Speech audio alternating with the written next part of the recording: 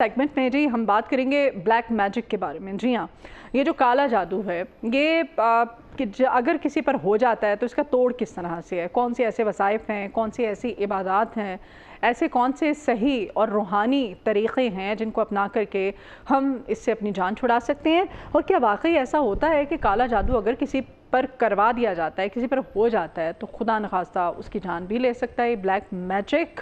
और इसके अलावा इसके जो मुआलिज हैं उनसे हम जानेंगे कि इसकी पहचान किस तरह से होती है और किस तरह से इसका इलाज किया जाता है। मुआलिज कह लें या आप कह लें, इसको रहनुमा कह लें, या आप इसको कह लें कि साहिब इल्म कह लें, जिनके पास ये इल्म है, किस तरह से वो कुरानी आयात के थ्रू, वज़ाइफ के थ्रू इस ब्लैक मैजिक से निकलने का हमें रास्ता बताएंगे। तो इसके लिए आज जो हमारे मेहमान हमारे मॉर्निंग शो के सेट पर मौजूद हैं जनाब चौधरी रुखसार लतीफ़ साहब हैं। जी वेलकम करते हैं रुखसार साहब अपने मॉर्निंग शो में आपको। जी थैंक यू सो मच। ये टॉपिक आज का ऐसा है, वैसे सुबह सवेरे इस तरह बात करना, लेकिन बेसिकली आप लोगों की अवेयरनेस के लिए ही होता है, क्योंकि ब्लैक मैजिक ये जो हासिदीन होते हैं, जो आपके दुश्मन होते हैं, जो आपके ना चाहने वाले होते हैं, जिनको आप अच्छे नहीं लगते हैं, जो आपकी तरक्की, आपकी खुशहाली, आपकी खुशी को हज़म नहीं कर पाते हैं, बर्दाश्त नहीं कर पाते हैं, फिर वो उनके पास जब कोई हल नहीं होता है तो वो आपके पास जाकर के किसी गलत आलम के पास जाकर के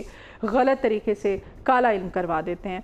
तो रुखसार साहब, ये जो जादू है क्या इसके ज़रिए जान भी ली जा सकती है किसी की? बिस्मिल्लाहिर्रहमानिर्रहीम। मैम इसमें मैं गुजारिश करता चला जाऊँ, मेरा और आपका बतौर मुसलमान जी ईमान है कि ज़िंदगी और मौत अल्लाह ताला के हाथ में। बेशक बेशक। लेकिन कुछ ये एक अनफॉर्चुनेटली कुछ केसेस हमारे पास ऐसे आए हैं, मैंने ख़ुद भी उनका मुशाहिदा किया है कि वाक़ईतन नौबत इस हद तक चली जाती है वक़्त के साथ साथ कि इसमें मरीज़ की जान भी जा सकती है। अच्छा जी। और जादू तो बरहक है, जी हो जाता है, ठीक है। और पहले भी हम इस तरह के बहुत सारे सेगमेंट्स हमने किए हैं बेसिकली लोगों को बताने के लिए, उनके अवेयरनेस के लिए। रूहानियत, मराक़बा और तसव्वुफ़, ये सब चीज़ें किस तरह से हमें बताती हैं, हमें सिखाती हैं कि हम इन नेगेटिव, ये नेगेटिव ही है ना, ये कोई इसको हम पॉजिटिव काम तो नहीं कहेंगे, यकीनन गैर शरई और ये बहुत ही घटिया और गंदा काम है, गनावना फेल है ये, किसी पे काला जादू करना, करवाना, ठीक है, ये सब जो इस ज़िम्मे में आता है। तो किस तरह से ये तीनों चीज़ें हमें ब्लैक मैजिक से बचने का तरीक़ा बताती हैं? इसमें एक्चुअली सबसे पहले आपके प्रोग्राम के तवस्सुत से एक लिखी पड़ी बात है कि जो हमारे प्यारे नबी आक़ा करीम सल्लल्लाहु अलैहि वसल्लम की मसनून दुआएं, सबसे पहले हमें उनको अपने विर्द में लेना चाहिए। हाँ। दूसरा बावज़ू रहना चाहिए। अच्छा। अल्लाह तबारक ताला ने बावज़ू रहने में ऐसी अपनी रहमतें और बरकतें इसमें डाली हैं कि इनको हम अल्फाज में बयान नहीं कर सकते। जो शख्स बावज़ू रहता है उसके ऊपर जादू के असरात बहुत कम हो जाते हैं, और जो इस चीज़ को अपनी आदत बना लेता है उसके रोज़मर्रा के अमाल में भी अल्लाह ताला अपनी खैर बरकत शामिल फरमा देते हैं। जी हाँ, जी हाँ। इसी तरह से आयतुल कुर्सी, सूरह फलक नास बेहतरीन अमल है। रात को सोने से पहले इसको 7 मरतबा पढ़ें, 21 मरतबा पढ़ें, 11 मरतबा पढ़ लें, 41 मरतबा पढ़ लें, नहीं जितना नहीं 41 मरतबा पढ़ लें, पढ़ के अपने ऊपर दम करें, हाथों के ऊपर दम करके अपने जिस्म पे फेर लें, जैसा हमारे आका करीम सल्लल्लाहु अलैहि वसल्लम अपनी हयात मुबारका में किया करते थे। बेहतरीन हसार का अमल। ठीक है। अच्छा, कुरान और हदीस के मुताबिक मुख्तलिफ मसाइल, ख़ास तौर पे जो ब्लैक मैजिक है, इसका क्या हल किस तरह से आप निकाल सकते हैं? अच्छा, इसमें जो मुख्तलिफ़ तरीक़ाकार हैं, सबसे पहले जिस शख्स की जो भी एक रूहानी मुआलिज है, जो एक राह सलूक का मुसाफिर है, जो अल्लाह की तलाश में निकला है, उसके अपने एक चंद वज़ाइफ होते हैं। डेफ़िनेटली वो कुरान और हदीस से ही होते हैं, जिनके ऊपर उनकी ख़ास रियाज़त होती है। हमारे बहुत सारे बुज़ुर्गान दीन ऐसे गुज़रे हैं जिनका मैं नाम ले सकता हूँ, जैसे इस्लामाबाद में हज़रत बरी इमाम सरकार, आपने अपनी हयात मुबारका में सूरह मुज़म्मिल शरीफ की बहुत ज़्यादा तकरार फरमाई, पढ़ा। इसी तरह से हज़रत अली हजवेरी रहमतुल्लाह अलैह, आपने अपनी हयात मुबारका में सूरह मुज़म्मिल शरीफ की बड़ी तकरार फरमाई। हज़रत मियाँ मीर रहमतुल्लाह अलैह, आपने भी इसी तरह से सूरह मुज़म्मिल शरीफ की बड़ी तकरार फरमाई। इसी तरह से सूफ़ी बरकत अली साहब फैसलाबाद से, आपने या हय्यू या क़य्यूम का बहुत ज़्यादा ज़िक्र किया अपनी ज़िंदगी मुबारका में। इसी तरह जब मैं अपने इस सफ़र में आया तो जो मेरे माँ जी रहमतुल्लाह अलैहा थे, मेरे मुर्शिद करीम, आपने मुझे या अल्लाह तलकीन फरमाया लफ्ज़। तो इसी तरह से जब हमने उसकी तकरार शुरू की پھر جب وقت کے ساتھ ساتھ جب آپ ایک کسی بھی اللہ تعالیٰ کے اسم مبارک کی یا قرآن پاک کی کسی سورہ مبارکہ کی یا کسی آیت مبارکہ کی تکرار کرتے ہیں تو اس کی جو روحانیت ہوتی ہے وہ آپ کے ساتھ جڑنا شروع ہو جاتی ہے. پھر ایک وقت آتا ہے وہ آپ کے آمنے سامنے بھی آتے ہیں جو بھی اس سے خادمین ہیں اللہ تبارک تعالیٰ کی طرف سے. پھر اللہ تبارک تعالیٰ انہی کی برکت سے آپ کے مرشد کی نظر عنایت سے آپ کو جب علاج کی اجازت عنایت فرماتے ہیں تو وہی جو تحفے تحائف آپ کو آپ کے ذکر کے دوران ملے ہوتے ہیں وہی ان چیزوں میں جب آپ علاج معالجے کی طرف آتے ہیں تو وہ آپ کو سپورٹ کرتے ہیں. بے شک اللہ تبارک تعالیٰ کی اجازت کے بغیر ایک پتہ بھی نہیں ہل سکتا، یہ ہمارا ایمان ہے. لیکن اللہ تبارک تعالیٰ ان چیزوں کو وسیلہ بناتے ہیں اپنے انسانوں کی، اپنے بندوں کی مدد کے لیے. صحیح جی ٹھیک ہے. اور یہی آپ ان کو روحانی معالج کا نام دیتے ہیں، ہے نا؟ آپ کہہ سکتے ہیں راہ ایک سالک بھی کہہ سکتے ہیں کہ راہ سلوک کا مسافر جو اللہ کی تلاش میں نکلے. ہاں اچھا، یہ کالا جادو یہ جن پر ہوا ہوتا ہے ان کو تو اس حصار سے نکالتے ہی ہیں، لیکن جو نکالنے والے ہیں کیا خود وہ اس کے حصار میں نہیں آ سکتے ہیں؟ اور جب خود آتے ہیں تو پھر وہ اپنے لیے کیا ان کا سیم یہ اس کا علاج ہوتا ہے؟ اچھا، یہ بڑا امپورٹنٹ کوسچن ہے آپ کا. یہ جتنے کیونکہ وہ بھی تو انسان ہی ہوتے ہیں نا، اشرف المخلوقات میں سے ہیں. جی، اور یہ بہت سارے روحانی معالج بھی اس پروگرام کو دیکھ رہے ہوں گے.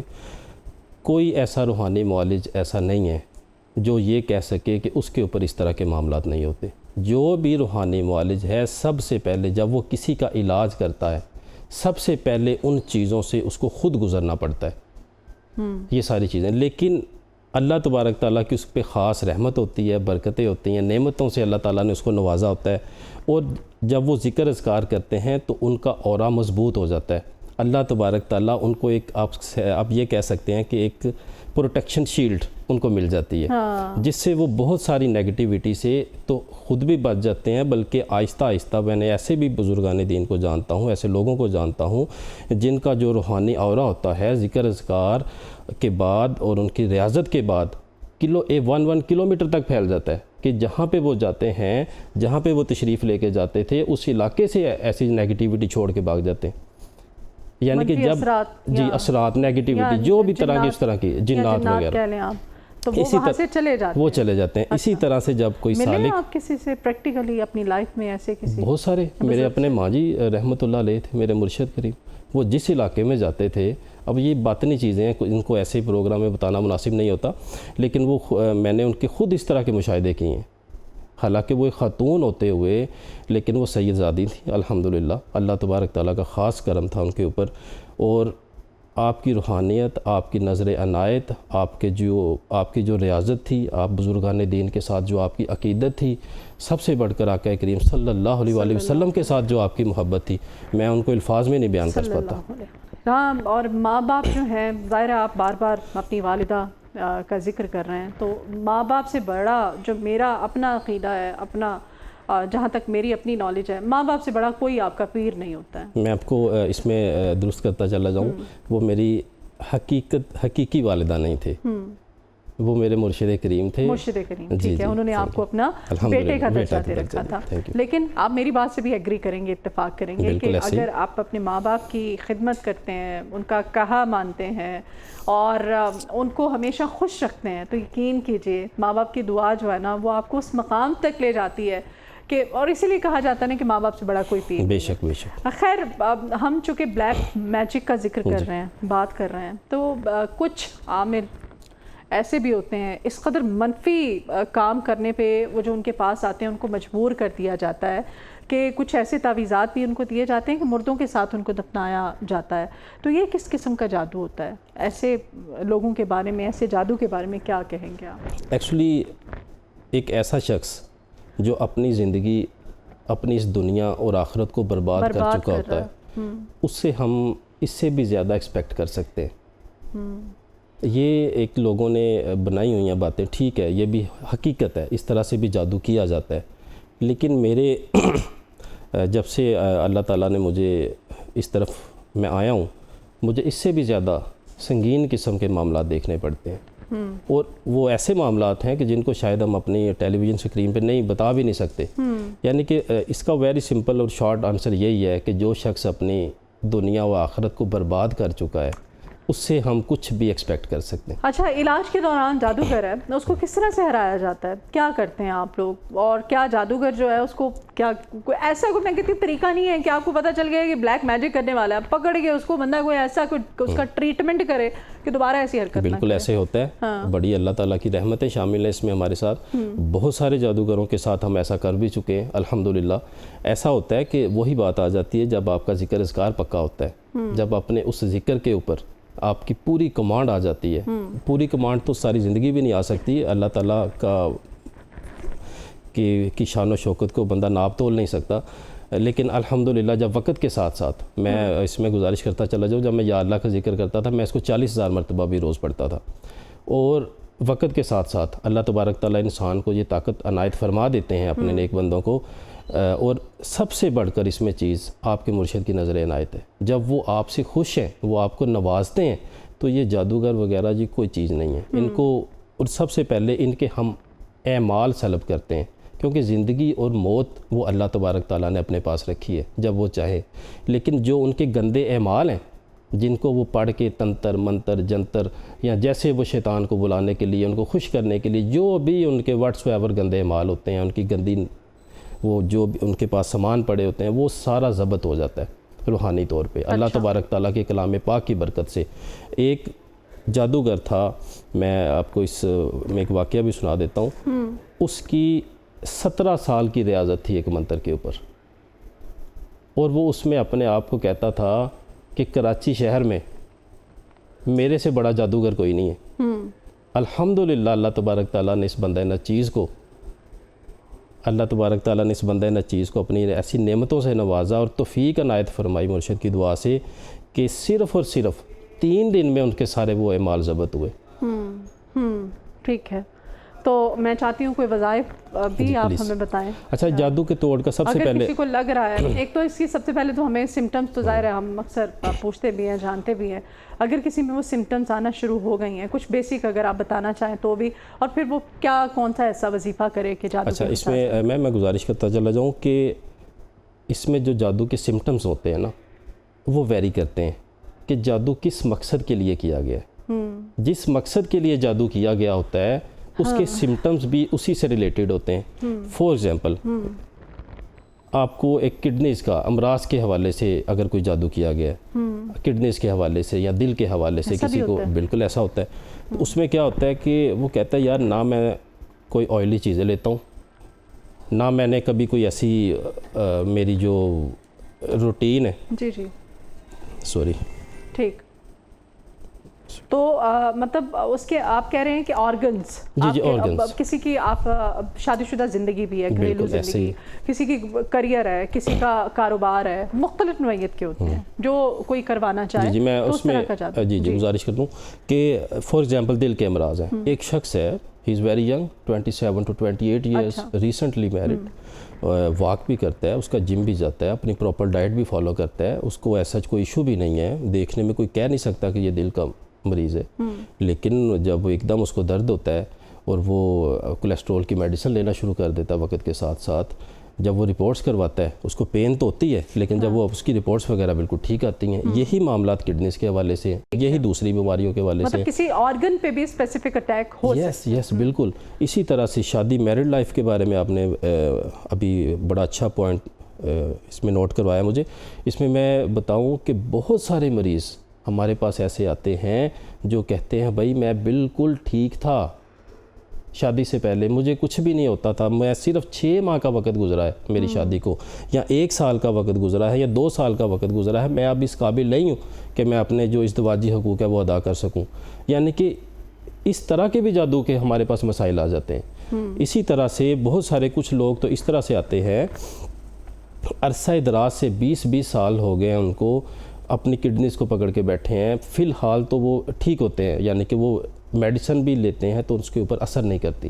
ڈاکٹرز کے پاس جاتے ہیں، وہ کہتے ہیں یہ آپ کی رپورٹس کلیئر ہیں، پھر جب وہ کسی روحانی معالج سے اپنا اس بات کا ذکر کرتے ہیں، جب ان کو افاقہ ہوتا ہے تو وہ حیران ہو جاتے ہیں۔ پہلے وہ ان لوگوں میں شمار ہوتے ہیں جو ان چیزوں کو مانتے ہی نہیں ہیں۔ ٹھیک ہے۔ حالانکہ جادو کا تو قرآن و حدیث میں ذکر ہے، قرآن پاک کی سورہ یونس میں، سورہ طٰہٰ میں، سورہ بقرہ میں جادو کا ذکر آیا ہے۔ اسی طرح سے علاج معالجے کے حوالے سے بھی صحیح بخاری کی حدیث ہیں جس میں آقا کریم صلی اللہ علیہ وسلم نے پیاری امی جان حضرت عائشہ رضی اللہ تعالیٰ عنہ کو فرمایا کہ آپ رقیہ کروایا کریں اپنی نظر بد کے لیے، یعنی کہ علاج معالجے کو بھی قرآن و حدیث سپورٹ کرتی ہیں۔ ٹھیک ہے۔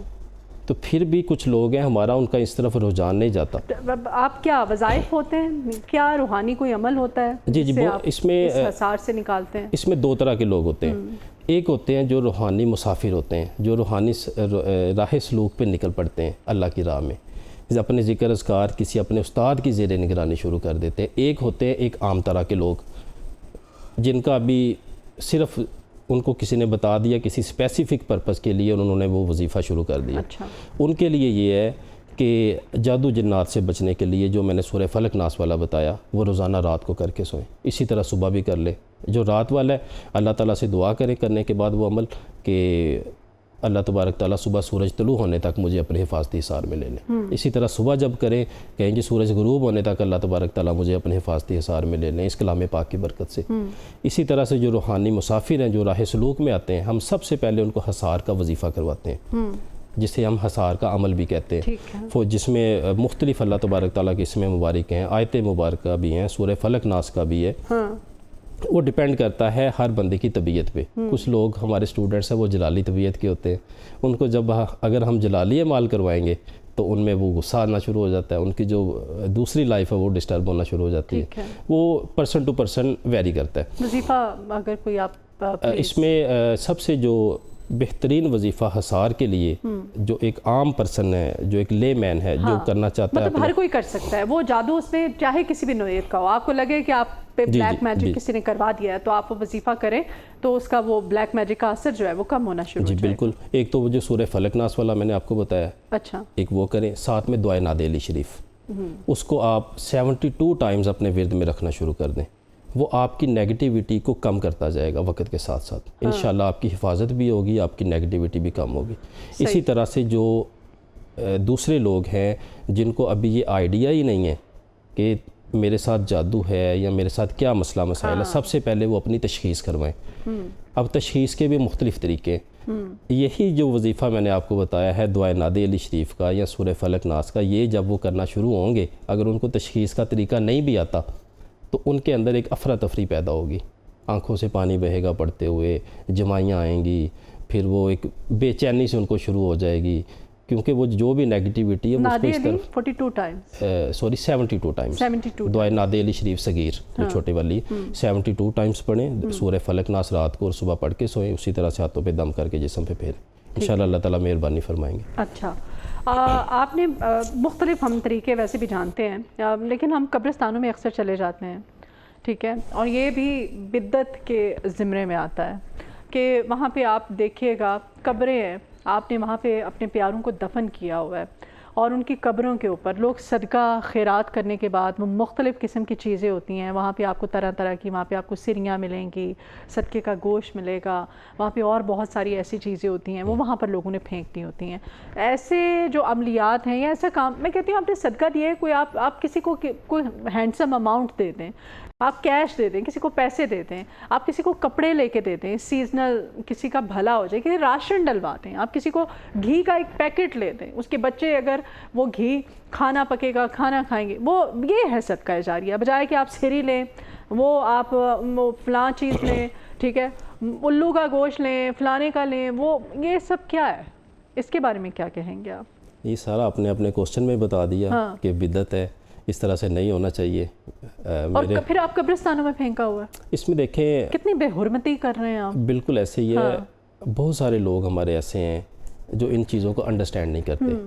میں بلکہ اکثر لوگ آتے ہیں جو ان کو کہنا بھائی صدقہ دے دیں، اپنا کچھ بھی اپنے سے وار کے پھینک دیں، وہ خود ہی کہہ دیتے ہیں سر یہ قبرستان میں پھینکنا ہے، یعنی کہ ایک متھ بنی ہوئی ہے، قبرستان آپ نے نہیں جانا، آپ نے ادھر ہی رہ جانا ہے، آپ کو لگتا ہے کہ آپ نے مرنا نہیں ہے، حالانکہ ایسا ہوتا ہے اسی قبرستان میں ایک دن سب نے جانا ہے۔ اور میرے مشاہدے میں ایسی چیزیں آئی ہیں، ایسا بھی ہوا ہے کہ جو صدقہ پھینکنے گئے ہیں ادھر پھینک کے ہیں، جب واپس آئے ہیں ان کے ساتھ زیادہ نیگیٹیویٹی تھی.